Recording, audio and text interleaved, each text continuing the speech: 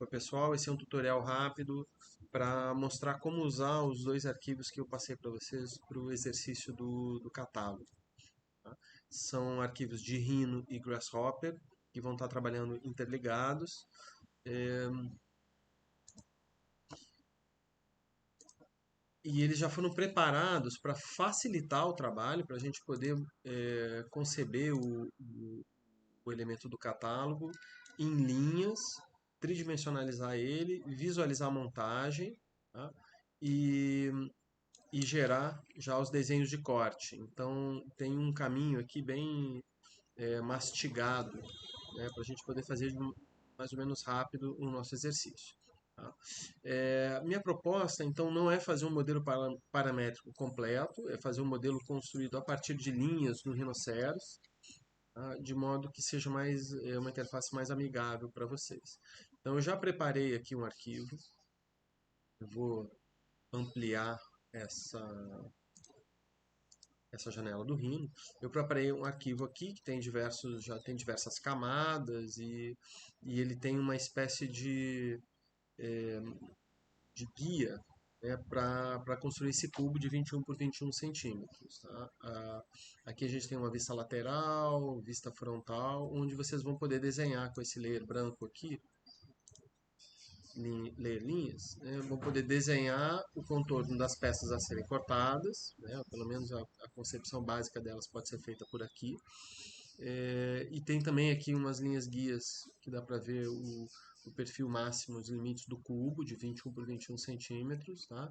E tem uma grelha, é, vocês podem usar o Grid Snap, e o grid está marcado de 1 em 1 milímetro, com linhas fortes a cada 15, ou seja, exatamente a espessura da chapa. Tá? Então, quando a gente faz um rasgo aqui que está seguindo as linhas fortes, certo? Ele já está encaixando na largura da chapa que vai entrar aqui nele. Tá? Então, está tudo preparado para facilitar a montagem de vocês. Tá? O, o Rhino ele tem uma interface muito parecida com o AutoCAD em algum sentido. Eu vou tentar sublinhar algumas diferenças. Tá? Primeiro, ele normalmente já trabalha com 4 janelas. Se vocês quiserem ampliar uma delas, basta clicar 2 vezes no nome da janela, trabalha, gira, clica 2 vezes, volta e aí você consegue ver vista lateral, frontal, superior. Tá? É, Além disso, é, quando trabalhar em 2D, na vista superior, né, minha sugestão é sempre trabalhar com polilinha para fazer os desenhos de vocês fechados. Pode usar o Grid Snap, como eu já comentei, para fazer as formas.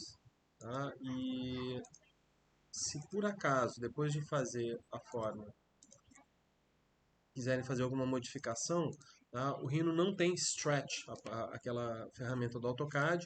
Minha sugestão, então o que a gente usa? A gente vai aqui ó, nesse íconezinho com Show Curve Edit Points. Tá? Quando você clica aqui, aparecem esses pontos de edição das polilinhas. Né? Clica com o botão direito, elas desaparecem, botão esquerdo elas aparecem. Então, por acaso, se não encontrarem esses botõezinhos aqui, esses pontinhos, tem que vir aqui no Show Curve Edit Points. E aí é selecionando esses pontos de edição que a gente consegue modificar a forma. Tá? Também dá para construir a partir de linhas soltas, certo? E depois usar aquele comando. Você pode, né, dar o famoso fillet, join, ele junta as linhas e faz uma polyline e assim vai, tá? Mas o nosso modelo ele precisa ter linhas fechadas. Por isso a minha sugestão de já sair desenhando em polyline. Tá? Mas fora isso, fillet, trim, todos aqueles comandos eles funcionam aqui no Rhino de maneira muito parecida com o AutoCAD. Tem linha de comando, prompt de comando é parecido também. Então, uma interface com a qual vocês já devem ter algum tipo de familiaridade. Tá? Bom, a ideia é que vocês, se quiserem, né, podem usar essas vistas superior, frontal, lateral para construir o modelo, mas vai ser muito importante depois tridimensionalizar o desenho de vocês, posicionando essas linhas de cada uma das chapas no modelo 3D. tá? Então, posicionando elas numa posição correta relativa uma à outra, tá? Eu vou desligar a visualização do Grasshopper aqui para vocês conseguirem entender que a gente está, como é que a gente está tratando isso. Então, para posicionar ela em 3 dimensões, vocês vão ter que rotacionar, girar, reposicionar, tá? Minha sugestão é ligar esse recurso que tem aqui embaixo no Rhino, que chama Gumball, tá? Que transforma, que faz aparecer esse conjunto de operações que visualmente a gente consegue operar. Então, se você vai aqui, ó, clicando no Shift, você restringe a rotação a 90 graus, tá? Então é fácil de girar assim e gira assim, você já põe na posição. Tá? Nunca esquecendo que se a peça de vocês tiver um furo, tá? Tem que juntar essas duas aqui e fazer a operação em conjunto com elas. Tá? Na hora de tridimensionalizar, se essas duas peças aqui não forem coplanares, vai dar problema no modelo. Tá? Então elas têm que ser coplanares. Então sempre junta elas. Além disso, a gente pode rotaciona,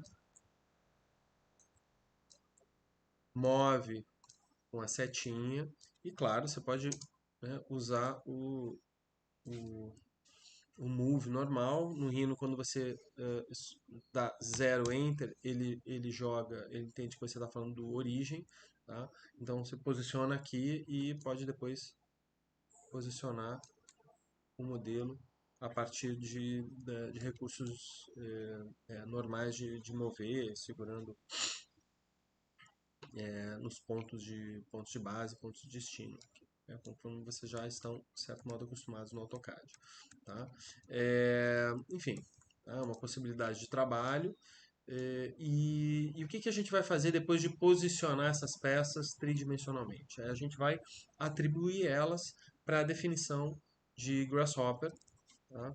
Que já está preparada aqui para vocês. E eu tentei ser bem amigo aqui e marcar de vermelho todas as operações que vocês têm que fazer aqui nesse arquivo para ficar bem claro. Então, vamos só visualizar o que vai ser feito no arquivo como um todo, tá? Na definição como um todo.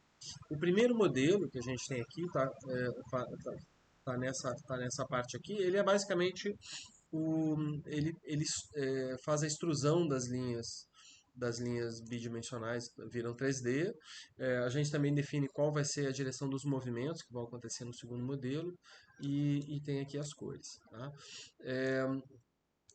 Cada uma dessas peças aqui do primeiro modelo vão ser destinadas a uma segunda versão dele, que é o modelo de movimento.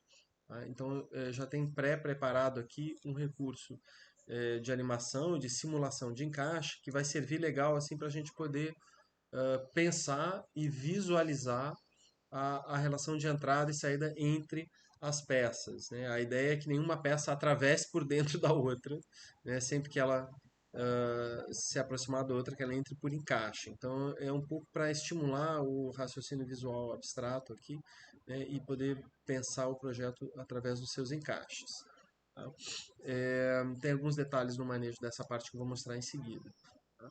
E na parte final aqui a gente tem o bake, a saída dos desenhos para corte. Tá? Então na hora de posicionar as linhas do nosso modelo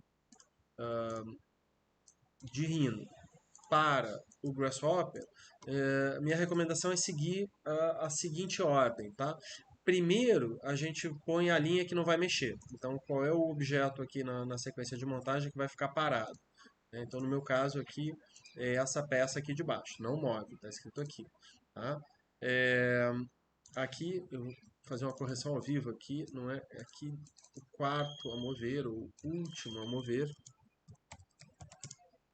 O último a mover seria essa peça aqui, tá? É a próxima a gente botar aqui, né? E aqui seria o penúltimo a mover, tá? E assim vai. Então, antepenúltimo, ficou ruim esse texto, mas vamos lá, etc. Tá? E o anterior aqui. Então, isso ajuda vocês a orientar. Então, no meu caso, a, a primeira peça a ser desencaixada, na verdade, é essa aqui de cima, tá? É essa peça aqui. Então, é ela que eu vou encaixar, que eu vou atribuir nessa caixinha de curve. E aí eu vou lá, set one curve, pronto. Tá? Preste atenção, no caso dessa peça aqui, ó, que é uma peça que tem buraco, tá? Ela é a antepenúltima a mover.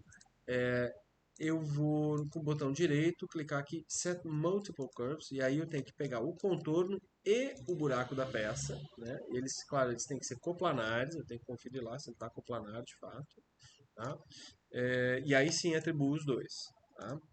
Bom, depois de ter encaixado essas peças aqui, ter atribuído as caixinhas de curva no WhatsApp, no Grasshopper, eu vou visualizar nesse cluster aqui, né, nesse componente que eu preparei aqui para vocês, eu vou visualizar se a extrusão da linha está acontecendo para o meio, para cima ou para baixo, ou melhor, para um lado ou para o outro. Né? Então eu tenho que prever na minha montagem, né, se eu quero que ela extrude, por exemplo, nessa peça aqui, se eu quero que ela extrude para o lado de lá, não é o caso, tá? Ela está fora do encaixe. Se ela fica no meio, ou para cá, certo? Então essa visualização ela é importante e é uma decisão que vocês têm que tomar, por isso que está em vermelho aqui. Tá? Além disso, o que eu preciso ver depois? Definir o vetor de movimento. Certo? Vamos lá, depois que definiu a extrusão, eu vou conferir se está tudo certo aqui, tá? Está encaixado, está passando. Talvez eu precise fazer, eventualmente, algum ajuste, eu queira fazer algum ajuste. Por exemplo, digamos que eu não queira ver essa peça aqui, desculpa, essa peça aqui, essa cela que eu botei aqui embaixo, eu não quero ver ela passando tão para baixo aqui. Gostaria que ela subisse um pouco, então eu posso fazer alguns ajustes aqui. Tá, acho que está melhor, está mais encaixada em relação à peça que ela enlaça aqui, entendeu? Eu posso fazer algumas modificações nessa fase do projeto. Eu também posso, se quiser, dar um fillet aqui nas peças, tá? Eu vou dar um fillet de raio 15, tá? de 15 milímetros. Eu vou dar um fillet fazendo ela redonda. Né? Posso dar um fillet com a peça, com a linha já em 3D, certo? Posso testar aqui, fazer em diferentes posições. De repente eu volto lá e né, sigo fazendo os ajustes, certo? Então essa é uma possibilidade de projeto que eu posso explorar depois de ter o objeto já extrudado aqui no Grasshopper, tá? Se por acaso eu tiver, na hora de fazer a modificação dessa peça em 3D aqui, explodir ela por algum motivo, quero voltar atrás no fillet, tá? Isso vai me dar um certo trabalho, porque eu vou perder a referência dela. Tá? Vou explodir ela aqui. Pá, explodir. Eu vou perder a referência dela no Grasshopper. Tá? A caixinha aqui a qual ela estava atribuída ficou laranja do lado esquerdo. Tá? E vamos lá, digamos que eu faça a modificação que eu queira fazer aqui, não sei. Tá?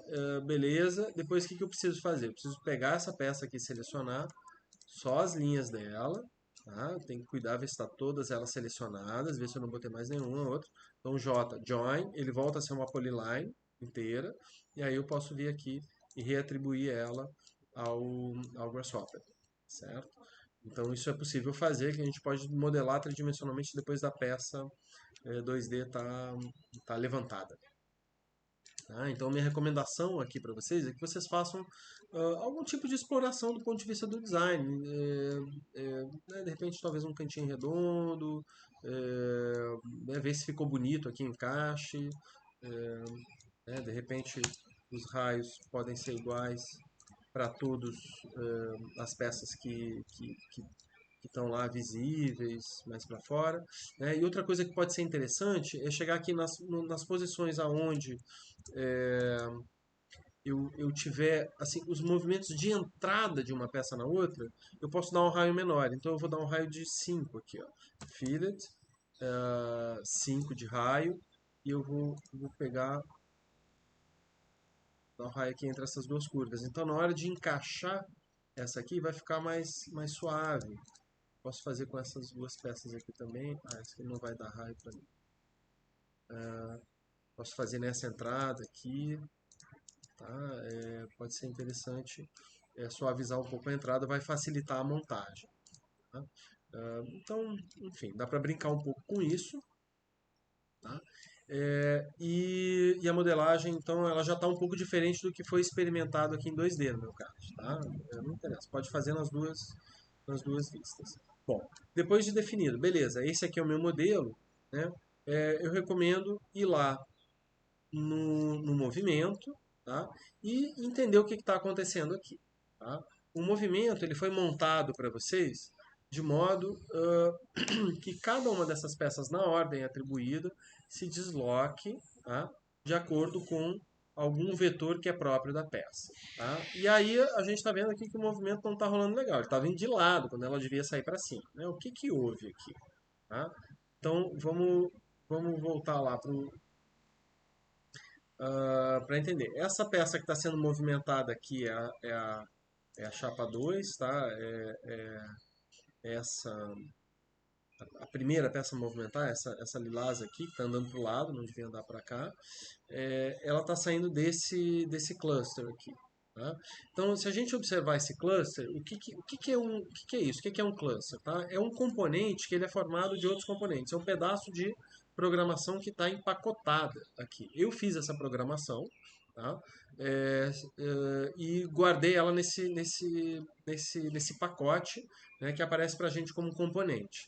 Tá? Se eu clicar duas vezes nele, eu abro e aí vejo toda a programação que foi feita aqui. Tá? Eu já fiz ela para vocês. E uma das características que ela tem, desse programinha que eu botei aqui, desse pedacinho de programa que eu botei aqui, é que você tem, primeiro, né, uma saída tridimensional, que é a extrusão da peça, né, o que a gente já está visualizando.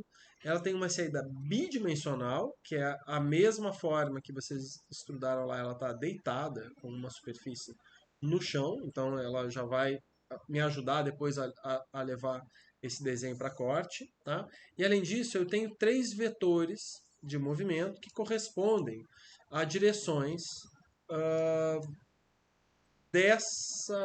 vetores próprios dessa superfície. Tá? X', Y' e Z'. Tá? Não é o X, o Y e o Z do Rhino, é o X', é uma das duas orientações da peça, o Y' é outra, tá? E o Z' é sempre normal em relação à superfície da peça. Tá? Quando eu dei o fillet aqui e fiz as modificações nessa peça, é, é, o que era X virou Y, o que era Y' virou X'. Certo? Então o meu movimento mudou de direção. Isso pode acontecer com o modelo de vocês. Então o que a gente tem que vir fazer aqui? Tá? Eu vou pegar esse componente aqui, vetor chapa 2, tá? Ele é o que vai direcionar o movimento dessa segunda chapa, que é digamos assim, a primeira a desmontar. Tá? Então, o vetor chapa 2 estava saindo aqui de Y, tá? E eu vou ter que mudar ele para X. Tá? E agora, ó, ele foi para cá. Então, quando eu estava ligado, conectado com Y, ela estava andando de lado. Quando conectou com X, ela subiu para cima. Tá? Então, novamente, essa é o Y, é o X' da própria peça. Tá? Então, essa é uma maneira de lidar com o movimento estranho, né? Por acaso, da animação. Tá? Eu vou seguir aqui com o movimento de animação. Tá? Agora aqui, a mesma coisa aconteceu. Essa peça aqui está indo para baixo, não deveria estar indo para o outro lado. Então eu vou lá. Ela mudou orientação dela, porque eu fiz aqueles fillets, tá? E agora ela andou, tá andando no sentido certo, ela tá andando na horizontal, não tá mais indo mais para cima e para baixo. Só que ao invés dela tá indo para fora do buraco, ela tá atravessando o buraco. Dá pra ver? Ela tá atravessando o buraco. Então o que que eu preciso fazer? Tá? Eu venho aqui e pego aqui na minha direção da peça 3, tá? E vou clicar nesse true aqui, ó, e ela vai passar aí para o outro lado, tá? Aqui ele está perguntando se eu estou invertendo ou não a direção normal da peça, tá? Então, assim, são uma coisa sobre a qual a gente não tem muito controle, porque a direção de movimento da peça, qual que é o x' ou y' da peça, diz respeito à construção da geometria bidimensional que está aqui. Quando a gente muda, dá o fillet, dá um stretch aqui, essas coisas se alteram. Então, eu achei que era mais fácil mexer desse jeito, tá? Meio que empiricamente aqui testando, para fazer o movimento funcionar do que a gente fazer algum tipo de alteração aqui no rino. Então, enfim, tá? Então, isso no caso de vocês né, se quiserem visualizar os movimentos da peça. Então, tem essas duas maneiras esses dois ajustes que talvez vocês possam fazer. É ver se o vetor tá na direção certa, tá? Tá no sentido certo, e depois ver se ele está indo na direção positiva ou negativa aqui. Tá? E essa ideia de controle de movimento pode ser testada nesse, nessa parte aqui da definição. Tá? É um teste, galera. Vamos ver se funciona, se vocês conseguem manejar isso aqui. Acho que não tem muito mistério. Tá? Depois de feito isso, assim, automaticamente, a definição que eu fiz, ela já vai gerar uma peça, uma cópia tridimensional aqui. Se vocês quiserem, vem aqui, seleciona ela e pode dar um bake, tá? Um bake 3D, joga nesse layer bake 3D aqui, e aí você tem a peça tridimensional. Talvez isso sirva aqui, se vocês quiserem pegar ela direto no Rhino, visualizar alguma coisa, fazer alguma medição, é, é, né, eventualmente levar para fazer alguma renderização. Enfim, tá aqui, não tem muita serventia para a gente, para nossa função hoje. Eventualmente, talvez vocês queiram explorar, da gente testar alguma coisa. Se liga os edit points.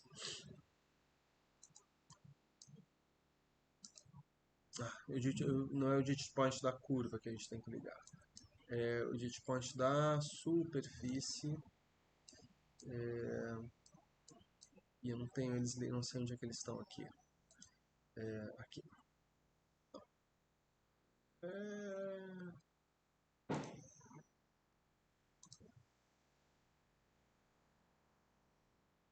Não vou saber responder agora. Onde é que estão os edit points da minha superfície? Não importa. A gente pode ter outra maneira de repente mexer aqui na superfície, fazer algum tipo de ajuste, né? Talvez eu queira usar o Rhino para fazer isso, né? Quem for mais familiarizado com o Rhino pode usar ela, mas não tem grande serventia. O que tem serventia e vai ser importante para a gente são essas linhas aqui, tá? Porque esses desenhos aqui são os desenhos em linha, agora eu vou para a vista superior, tá? Que vai ser dado saída para corte, tá? E aí tem algumas coisas importantes que a gente tem que decidir aqui, tá? Eu já fiz uma automação para a gente decidir se quer ou não, né, ter no desenho de corte para CNC o dogbone. Então aqui está na opção dogbone sim. Se eu botar o dogbone não, tá, eu tiro os dogbones e o círculo da fresa. Tá? Eu também tenho a opção de fazer o fillet automático em todos os cantos vivos da peça. Se eu botar não, ele vai fazer canto vivo aqui. Tá? Então esse desenho é um desenho reto, que na verdade é idêntico ao que vocês trabalharam lá na tridimensionalização do modelo. Tá? Então é basicamente uma cópia do que vocês fizeram lá. Tá? O que tem de bacana aqui nessa definição que eu fiz que é justamente automatizar, tá, essa colocação aqui do dogbone através de um plugin. Tá? Eu já vou falar sobre ele, vocês vão precisar baixar ele. Tá? E vocês também têm a opção de vir aqui e fazer adocicar os cantos de toda a peça, tá? com um fillet, inclusive o raio dele está setado em 1 milímetro, tá? Mas eventualmente pode querer fazer ele menor.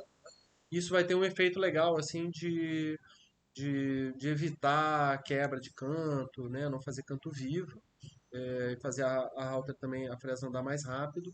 Então, o legal é que a gente possa, todo mundo, né, entregar os nossos desenhos para corte desse jeito, tá? Com o canto adocicado e com o dog bone já marcado, tá? E a gente está usando aqui uma fresa de 4 milímetros, então já veio setado no arquivo de vocês, tá lá no início do arquivo, tá?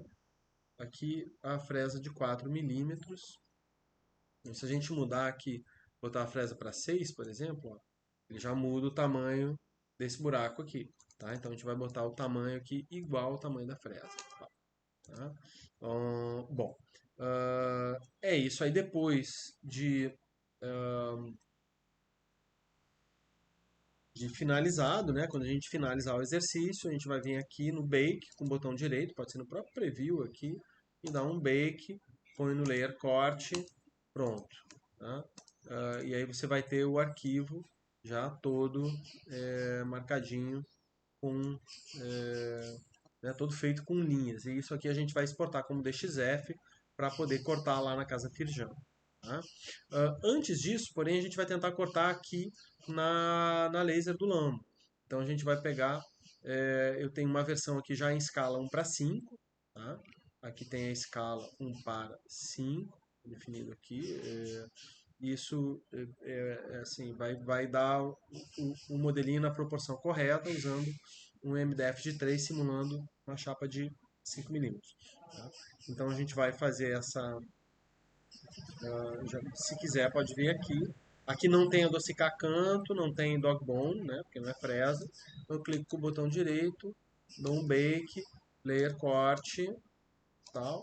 E aí, pronto, né, já está o meu modelo e eu posso depois vir aqui e transportar ele. Posso também, né, vai ser legal a gente poder depois ajustar a posição dos elementos para poder posicionar eles, todas as linhas estão fechadas e tal, né? Então isso aqui a gente vai poder usar para cortar esses modelinhos na laser e poder montar uma maquetinha do nosso monstruário, certo?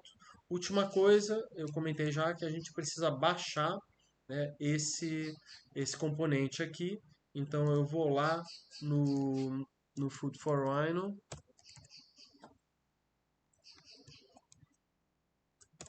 tá? E vou procurar o componente. O nome é CNC R-Trim. Tá? Corner Trim CNC. Tá? Então, quando você entrar no Food for Rhino, procura lá. Se você botar CNC aqui já na busca, opa, ele já vai aparecer aqui, ó, o quarto lugar, tá? Corner Trim for CNC. E ele é facinho de baixar. E só atenção, porque você não vai baixar ele como ele instala de uma maneira um pouco diferente. Você tem que posicionar ele lá no Grasshopper, tá? Nos Special Folders, aqui, ó, em User Objects Folder. Tá? Quando você abre User Objects Folder, aparece aqui. Ó. Então, a terminação do arquivo que vocês vão baixar é ghuser. Tá? E significa o quê? Que isso aqui é um cluster feito por alguém. Tá? Do mesmo jeito que eu fiz esse clusterzinho aqui, eu tenho vários clusters feitos para vocês nesse modelo. Tá? Do mesmo jeito que eu tenho esse clusterzinho feito aqui, alguém fez esse cluster, só que você não consegue clicar nele e editar, porque você precisa de uma senha. Né? Então é uma maneira de você. Ele não está trabalhando com código, com programação, ele está fazendo uma programação visual básica do Grasshopper e fazendo um pacotinho e disponibilizando o pacotinho. E você pode botar senha no seu cluster para impedir que o amiguinho veja o que você programou. Então alguém fez isso, deu o cluster para a gente, né, botou lá no Food for Rhino, e a gente está usando. Nem sempre ele dá certo, às vezes dá problema, mas normalmente ele dá certo. Então tá montado aqui, tá inserido na nossa definição. Se você não tiver esse objeto, acredito que tenha que baixar. É, talvez pela definição que eu trouxe aqui, talvez vocês consigam abrir a definição com ele já instalado, mas vocês não conseguem botar de novo, tá? E quando eu botar CNC, ele aparece como um componente normal aqui para mim, tá? Então é legal ter esse componente baixado aí como um Grasshopper User Object, tá? Pessoal, acho que é isso. Minha proposta para vocês é desenvolver então, um encaixe, talvez a partir de desenho, à mão primeiro, depois modelando aqui em 2D para ver se os encaixes estão certos, depois leva para o 3D e extruda. Então, vamos construindo aí o modelo a partir desses recursos e a gente vai trabalhar na aula da quarta-feira seguinte. é, eu já quero trabalhar com propostas de vocês sobre o desenho do encaixe de vocês. Tá bom? É isso. Bom trabalho.